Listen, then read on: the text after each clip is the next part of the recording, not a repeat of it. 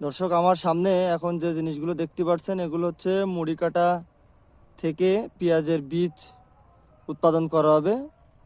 প্রত্যেকটা যে কালি বলে এই কালিগুলো রেখে দেওয়া হয়েছে, এবং আমি যদি আপনাদের ভালো করে দেখাই, দেখেন যে কেবল কালিগুলো ফেটে ফুলে রূপান্তর হচ্ছে। প্রত্যেকটা জমি দেখেন কি সুন্দর ফুলগুলো ফুটে রয়েছে। এইগুলো থেকে পেঁয়াজের যে বীজ বলি আমরা, যেটা দিয়ে আপনার এই যে মুড়ি কাটার পরে হালি পেঁয়াজ বলা হয়, সেই হালি পেঁয়াজের যে চারাটা এই যে মুড়ি কাটার বীজ থেকে এটা উৎপাদন করা হবে। মুড়ি কাটার থেকে দেখেন কি সুন্দর, যদি দেখাই আমি আপনাদের, দেখেন কি সুন্দর ফুলগুলো ফুটে আছে, দেখছেন?